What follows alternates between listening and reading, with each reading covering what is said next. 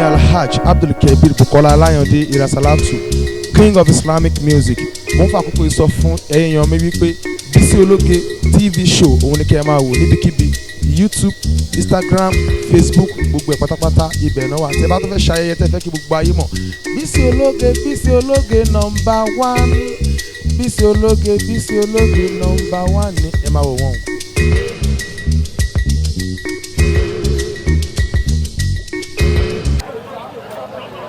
Kí ló tóbi tó wà ní ìdákẹ́ rárá.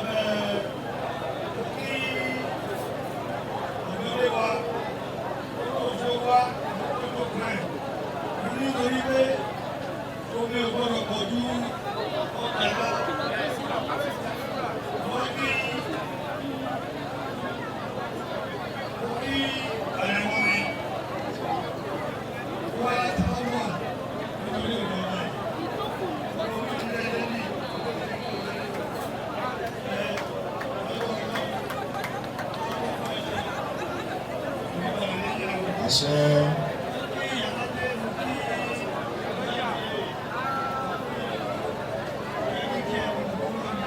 Olúwo àfàkùn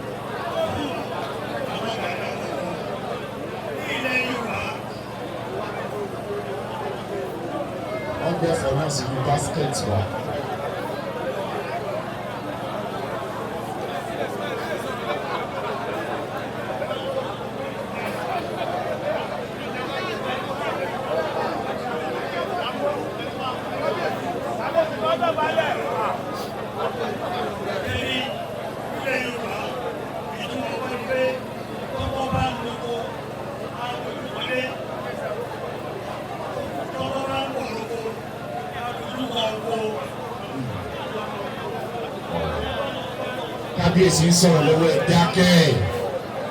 lórí lórí báyìí ni ọ̀rọ̀ kọ́ lágbára ọlọ́mọ rẹ̀ ọ̀pọ̀ wá fẹ́ wá fẹ́rẹ́ ọ̀rọ̀ wọn ní lórí lórí.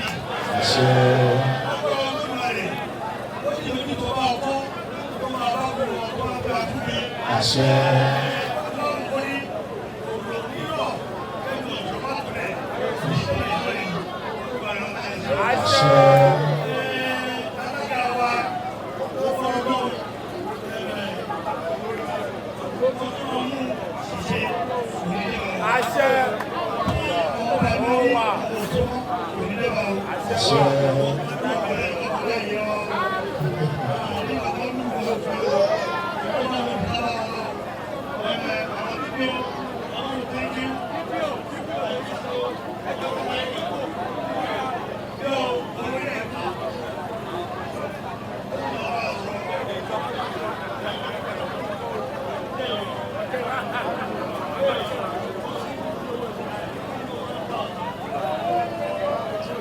Kábíyèsí ń sọ̀rọ̀ lọ́wọ́ àdèrò yìí kẹ́ máa pariwo àwọn kan dẹ̀ tí wọ́n rojọ́ ọjọ́ kan bọ̀ tí wọ́n náà wà dún wájú àwọn èèyàn tó máa ní kẹ́ dákú fún wọn.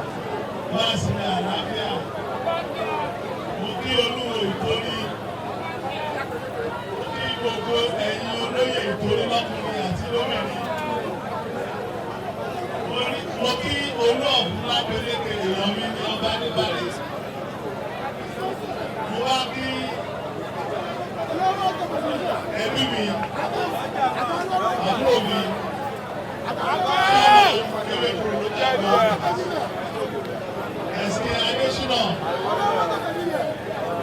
Wọ́n kábíyèsí Olú Ìtorí.